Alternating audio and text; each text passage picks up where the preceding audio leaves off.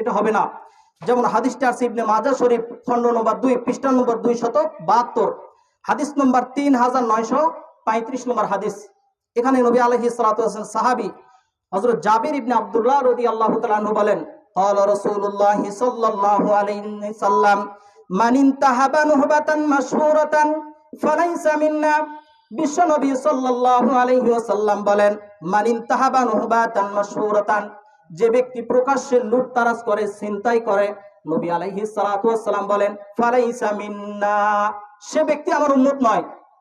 তাহলে যারা ছিনতাই করতেছে আবার এসে আমাদের সাথে নামাজও পড়তেছে, আবার দান খয়রাতও করতেছে, আবার পোশাক আশাক হাজি গাজির মতন মুফতি মুহাদ্দিসের মতন করে ঘুরে বেড়াচ্ছে, নবী আলাইহিস সালাতু ওয়াস সালাম বললেন এগুলোর দ্বারা কোনো লাভ হবে না, ফালাইসা মিন্না, সে আমার উম্মত নয়, আমার দলভুক্ত নয়।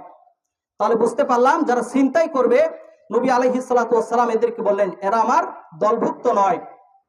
এরপরে আসি বিশ্ব নবী সাল্লাল্লাহু আলাইহি ওয়াসাল্লামের যার ব্যাপারে বলছেন যে আমার দলভুক্ত নয়, আমার উম্মত নয়, সে কে?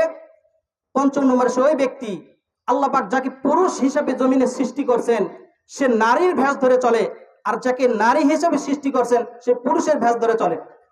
মানে সেটা বোঝাতে চাচ্ছে আল্লাহ আমাকে পুরুষ মানে